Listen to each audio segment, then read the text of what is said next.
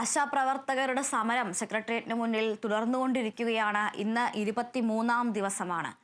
ആശാവർക്കർമാരുടെ ആവശ്യം പ്രതിപക്ഷം ഇന്ന് സഭയിൽ ഉന്നയിച്ചേക്കും. അതേസമയം സമരക്കാർക്ക് പിന്തുണയുമായി കൂടുതൽ പേർ സഭയിലേക്ക് എത്തും.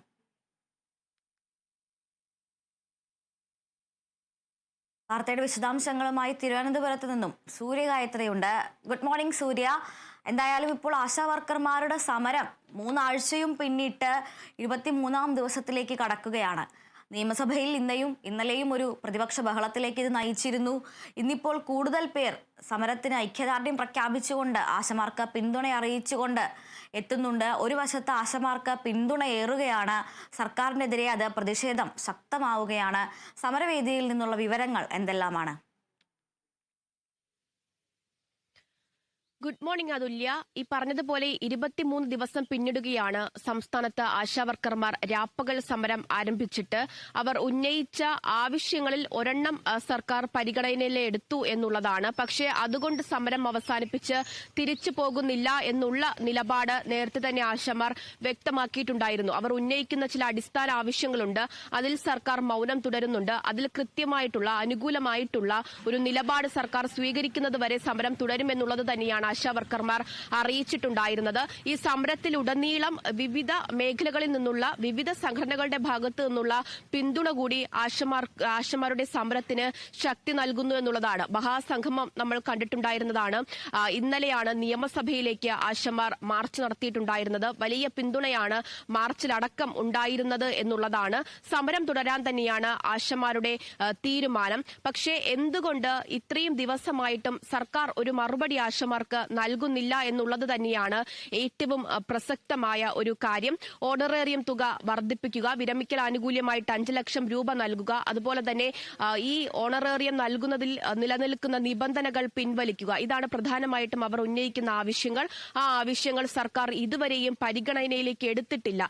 ആദ്യ സമരം തുടങ്ങിയ നാൾ ആരോഗ്യവകുപ്പ് മന്ത്രിയുടെ നേതൃത്വത്തിൽ ഒരു ചർച്ചയ്ക്ക് വിളിച്ചതല്ലാതെ പിന്നീട് ഈ സമരക്കാരെ ഒരു ചർച്ചയ്ക്ക് വിളിക്കാൻ പോലും സർക്കാർ കൂട്ടാക്കുന്നില്ല എന്നുള്ള പരാതി ആശമാർ ഉന്നയിക്കുന്നുണ്ട് എന്നുള്ളതാണ് ഏറ്റവും പ്രധാനപ്പെട്ട കാര്യം.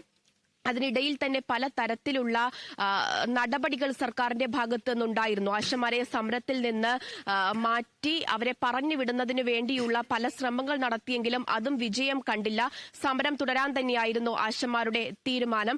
കഴിഞ്ഞ ദിവസം CITU ഒരു നേതാവ് വലിയ അധിക്ഷേപം ആശമാർക്കെതിരെ നടത്തിയിട്ടുണ്ടായിരുന്നു. സുരേഷ് ഗോപി അവരുടെ സമരവേദിയിൽ എത്തിയതുമായി ബന്ധപ്പെട്ട് ആ സംഭവത്തിൽ നിയമ നടപടികളിലേക്ക് ആശാവർക്കർമാർ പോകുന്നു എന്നുള്ള വിവരം കൂടി അവർ അറിയിച്ചിട്ടുണ്ട്. അത്തരത്തിൽ അധിക്ഷേപങ്ങളിലോ അല്ലെങ്കിൽ സമര അവസാനിപ്പിച്ച് അവരെ പറഞ്ഞുവിടാൻ പലതരത്തിലുള്ള ശ്രമങ്ങൾ സർക്കാർ നടത്തിയാലും പിരിഞ്ഞു പോകില്ല എന്നുള്ളത് തന്നെയാണ് സമരക്കാർ വ്യക്തമാക്കുന്നത്. ഇന്നിപ്പോൾ BJPയുടെ നേതൃത്വത്തിൽ അവർക്ക് പിന്തുണ പ്രഖ്യാപിച്ചുകൊണ്ട് ഒരു മഹിളാ മാർച്ച് സെക്രട്ടേറിയറ്റിലേക്ക് നടക്കും എന്നും അറിയിച്ചിട്ടുണ്ട്. അത്തരത്തിൽ ആശാവർക്കർമാരുടെ പിന്തുണ പല ഭാഗങ്ങളിലായിട്ടുണ്ടാകുന്നെങ്കിലും സർക്കാരിന്റെ ഭാഗത്തു നിന്നുള്ളൊരു അനുകൂല നിലപാടുണ്ടാകുന്നില്ല എന്നുള്ളതാണ്. സെക്രട്ടേറിയറ്റിൽ രാപ്പകൽ സമരം നടത്തുന്നതിനോടൊപ്പം തന്നെ ജില്ലകളിലേക്കൊക്കെ തന്നെ അവരുടെ സമരം വ്യാപിപ്പിച്ചിട്ടുണ്ടായിരുന്നു. പലതരത്തിലുള്ള ഭീഷണികൾ ആ ഘട്ടത്തിലൊക്കെ ആശമാർക്ക് നേരിടേണ്ടതായിട്ടും വന്നിട്ടുണ്ടായിരുന്നു. CITU അടക്കം ബദൽ സമരം നടത്തിക്കൊണ്ട് രംഗത്ത് വരുന്ന സാഹചര്യം ഉണ്ടായിരുന്നു. പക്ഷേ എത്തരത്തിലുള്ള ഒരു അധിക്ഷേപങ്ങളും അതുപോലെ തന്നെ സമരം അവസാനിപ്പിക്കുന്നതിന് വേണ്ടിയുള്ള ശ്രമങ്ങളും സർക്കാർ നടത്തിയാലും പിരിഞ്ഞു പോകില്ല എന്നുള്ള ഉറച്ച തീരുമാനത്തിൽ തന്നെയാണ് സംസ്ഥാനത്തെ ആശാവർക്കർമാർ ഉള്ളത്. കഴിഞ്ഞ കുറെ നാളുകളായിട്ട് അവർ അനുഭവിക്കുന്ന പ്രശ്നങ്ങളാണ്. ആ പ്രശ്നങ്ങൾ എണ്ണി പറഞ്ഞുകൊണ്ടാണ് സെക്രട്ടേറിയറ്റ് നടയിൽ അവർ രാപ്പകൽ സമരം ഇരിക്കുന്നത്.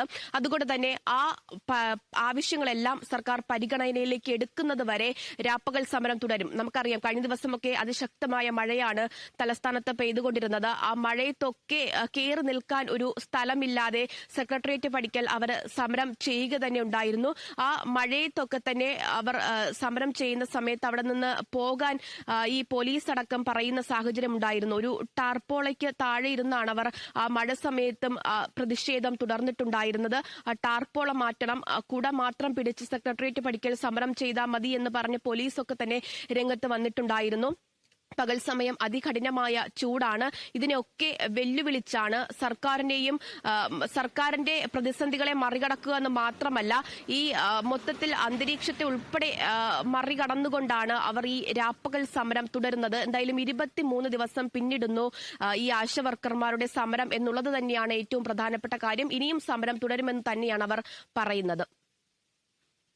ഒരു ഗായത്രി, നിലവിൽ ഈ ആശാവർക്കർമാരുടെ സമരം നിയമസഭയെ കൂടി ബാധിക്കുന്ന രീതിയിലേക്ക് ഉയർന്നിരിക്കുകയാണ്. ഇന്നലെ നിയമസഭ വളഞ്ഞ് ആയിരുന്നു പ്രതിഷേധം. അതും ആശാവർക്കർമാർ അവരുടെ ID കാർഡ് ധരിച്ചെത്തിക്കൊണ്ടായിരുന്നു പ്രതിഷേധം നടത്തിയത്. പക്ഷേ ഇന്നലെ നിയമസഭയിൽ ഈ വിഷയം ഉന്നയിച്ചത് ഭരണപക്ഷം തന്നെ ശ്രദ്ധ ക്ഷണിക്കലായി, ഭരണപക്ഷാംഗമായ ശാന്തകുമാരി തന്നെ ഇത് ശ്രദ്ധ ക്ഷണിക്കലായി അവതരിപ്പിക്കുകയും തുടർന്ന് മന്ത്രി വീണ ജോർജ് വീണ്ടും ദേശീയ തലത്തിൽ അല്ലെങ്കിൽ ഇന്ത്യയിൽ തന്നെ ഏറ്റവും കൂടുതൽ ഓണറേറിയവും ഇൻസെൻറ്റീവും ലഭിക്കുന്നത് കേരളത്തിലാണെന്നും വീണ്ടും വിശദീകരിക്കുകയാണ് ഉണ്ടായത്. അതിനാൽ തന്നെ ഭരണപക്ഷത്തിൻ്റെ ശ്രദ്ധ ക്ഷണിക്കലായതുകൊണ്ട് തന്നെ പ്രതിപക്ഷത്തിന് കാര്യമായ ഇടപെടൽ നടത്താനായില്ല. അതിനാൽ തന്നെ ഒരുപക്ഷെ ഇന്ന് നിയമസഭയിൽ വീണ്ടും ഈ ഒരു വിഷയം പ്രതിപക്ഷം ഉയർത്താനുള്ള സാധ്യതയില്ലേ? തീർച്ചയായിട്ടും ഇന്ന് അടിയന്തര പ്രമേയമായിട്ട് സഭയിൽ ആശാവർക്കർമാരുടെ പ്രശ്നം ഉന്നയിക്കാൻ തന്നെയാണ് പ്രതിപക്ഷം തീരുമാനിച്ചിരിക്കുന്നത് എന്നുള്ളതാണ് മനസ്സിലാക്കുന്നത്. ഇന്നലെ സംസ്ഥാന സർക്കാർ ശ്രദ്ധ ക്ഷണിക്കലായിട്ട് വിഷയം സഭയിൽ കൊണ്ടുവന്നിട്ടുണ്ടായിരുന്നു. കേന്ദ്ര സർക്കാരിന്റെ ഭാഗത്ത് നിന്ന് വേണ്ട വിഹിതം കിട്ടുന്നില്ല, അതുകൊണ്ടാണ് സംസ്ഥാനത്ത് ആശാവർക്കർമാർക്ക് വേണ്ട സഹായം ചെയ്യാൻ കഴിയാത്തത് എന്നതുൾപ്പെടെയുള്ള കാര്യങ്ങളാണ് സംസ്ഥാന സർക്കാർ പറഞ്ഞിട്ടുണ്ടായിരുന്നത്. ഇന്നിപ്പോൾ അടിയന്തര പ്രമേയമായിട്ട് വിഷയം കൊണ്ടുവരുന്ന സമയത്ത് സംസ്ഥാന സർക്കാരിനെതിരെ അതിരൂക്ഷമായ വിമർശനം തന്നെ പ്രതിപക്ഷം ഉന്നയിക്കുമെന്ന കാര്യത്തിൽ സംശയമില്ല. ഒരു ഇടവേളയ്ക്ക് ശേഷമാണ് ഇന്നലെ നിയമസഭ തുടങ്ങിയിട്ടുണ്ടായിരുന്നത്. അന്നേ ദിവസം തന്നെ നിയമസഭയിലേക്ക് വലിയ രീതിയിലുള്ള ഒരു മാർച്ചും ഈ ആശാവർക്കർമാർ സംഘടിപ്പിച്ചിട്ടുണ്ടായിരുന്നു. സെക്രട്ടേറിയറ്റ് പടിക്കൽ രാപ്പകൽ സമരം തുടരുന്നതിനോടൊപ്പം തന്നെ അവർ പറയുന്ന മറ്റൊരു പ്രധാനപ്പെട്ട കാര്യമുണ്ട്. സംസ്ഥാന സർക്കാരിനെതിരെ മാത്രമല്ല തങ്ങൾ വിമർശനം ഉന്നയിക്കുന്നത്, സംസ്ഥാന കേന്ദ്ര സർക്കാരുകൾക്ക് എതിരെയാണ് വിമർശനം ഉന്നയിക്കുന്നത്. കേന്ദ്ര സർക്കാരിനെതിരെ പല കുറി സമരം നടത്തിക്കഴിഞ്ഞിട്ടുണ്ടായിരുന്നു. ആ സമരത്തിൽ ഒന്നും തന്നെ ഫലം കാണാത്തതിന്റെ പശ്ചാത്തലത്തിലാണ് സംസ്ഥാന സർക്കാരിനെതിരെ തന്നെ സമരം നടത്തുന്നതിന് വേണ്ടിയുള്ള ഒരു തീരുമാനം എടുത്തിട്ടുണ്ടായിരുന്നത്. കേന്ദ്രത്തിൽ നിന്ന് തങ്ങൾക്ക് വേണ്ട വിഹിതം വാങ്ങിയെടുക്കേണ്ട ഉത്തരവാദിത്തം അത് സംസ്ഥാന സർക്കാരിനാണുള്ളത്. തങ്ങൾ ഈ സംസ്ഥാനത്താണ് ജോലി ചെയ്യുന്നത്, സംസ്ഥാനത്തെ ആരോഗ്യ പ്രവർത്തകരാണ്. അതുകൊണ്ട് തന്നെ തങ്ങൾക്ക് എന്തെങ്കിലും ആവശ്യമുണ്ടെങ്കിൽ അത് ചോദിക്കാൻ കഴിയുക തങ്ങളുടെ സർക്കാരിനോടാണ്, സംസ്ഥാന സർക്കാരിനോടാണ് എന്നുള്ള കാര്യമാണ് ആശാവർക്കർമാർ പറയുന്നത്. ഒരുപോലെ കേന്ദ്ര സർക്കാരിനെതിരെയും സംസ്ഥാന സർക്കാരിനെതിരെയും ആശമാർ വിമർശനം ഉന്നയിക്കുന്നുണ്ട്. സമരം തുടങ്ങിയ നാൾ മുതൽ തന്നെ വലിയ രീതിയിലുള്ള അധിക്ഷേപം സംസ്ഥാന സർക്കാർ നടത്തുന്നതിനെതിരെയാണ് ഇത്രത്തോളം വലിയ ഒരു പ്രതിഷേധം കടുക്കുന്ന സാഹചര്യത്തിലേക്ക് കടന്നിട്ടുണ്ടായിരുന്നത്. CUIT അടക്കം പലതരത്തിലുള്ള വിമർശനങ്ങൾ ആശാവർക്കർമാർക്കെതിരെ ഉന്നയിച്ച് രംഗത്ത് വന്നിട്ടുണ്ടായിരുന്നു, ഇപ്പോഴും ഉന്നയിക്കുന്നുണ്ട് എന്നുള്ളതാണ്. എന്തായാലും സഭയിൽ ഇന്ന് വിഷയം പ്രതിപക്ഷം കൊണ്ടുവരുമ്പോൾ ഈ ഭരണപക്ഷം പ്രതിപക്ഷത്തിനെതിരെ ആഞ്ഞടിക്കാനുള്ള സാഹചര്യവും നിലവിലുണ്ട്. കാരണം തങ്ങൾ ഭരണത്തിൽ വന്ന സമയത്താണ് ആശാവർക്കർമാർക്ക് ഓണറേറിയം ഉൾപ്പെടെ കൂട്ടി നൽകുന്ന സാഹചര്യമുണ്ടായത്. അവരെ തൊഴിലാളികളായിട്ട് കാണാൻ തുടങ്ങിയത് LDF സർക്കാർ ഭരണത്തിൽ വന്നതിന് ശേഷമാണ് എന്നുള്ളതാണ് തുടക്കം മുതൽ തന്നെ സർക്കാർ വൃത്തങ്ങൾ വ്യക്തമാക്കുന്നത്. ആരോഗ്യവകുപ്പ് മന്ത്രി അടക്കം ആ കാര്യം തുടർച്ചയായിട്ട് ഇങ്ങനെ പറയുന്നുമുണ്ട്. ഈ ഏറ്റവും കൂടുതൽ ഓണറേറിയം ലഭിക്കുന്നത് സംസ്ഥാനത്തെ ആശാവർക്കർമാർക്കാണ് എന്നുള്ളത് ആവർത്തിച്ചാണ് ഈ വീണ ജോർജ് മന്ത്രി പറയുന്നത്. അതുകൊണ്ട് തന്നെ UDF-നെതിരെ ഭരണപക്ഷവും വലിയ രീതിയിലുള്ള വിമർശനം ഉയർത്തുന്നതിന് വേണ്ടിയുള്ള സാധ്യതയുണ്ട്. അതുപോലെ തന്നെ സർക്കാരിനെതിരെ വലിയ രീതിയിലുള്ള പ്രതിഷേധം പ്രതിപക്ഷത്തിന്റെ ഭാഗത്തും ഈ വിഷയം അടിയന്തര പ്രമേയമായിട്ട് ഉന്നയിക്കുന്ന സാഹചര്യത്തിൽ ഉണ്ടാകും എന്ന കാര്യത്തിൽ യാതൊരുവിധ സംശയവുമില്ല. ഇത്തരത്തിൽ ഭരണ പ്രതിപക്ഷം ആശാവർക്കർമാരുടെ ആവശ്യങ്ങൾ ഉന്നയിച്ചുകൊണ്ട് തർക്കങ്ങൾ നടത്തുമ്പോഴും തങ്ങളുടെ ആവശ്യങ്ങൾ സർക്കാർ അംഗീകരിക്കുന്നതുവരെ സമരം തുടരും എന്ന ഒറ്റ നിലപാടിൽ ആശാവർക്കർമാർ അവരുടെ സമരം തുടരുന്നുണ്ട് എന്നുള്ളതാണ് ഏറ്റവും പ്രധാനപ്പെട്ട കാര്യം.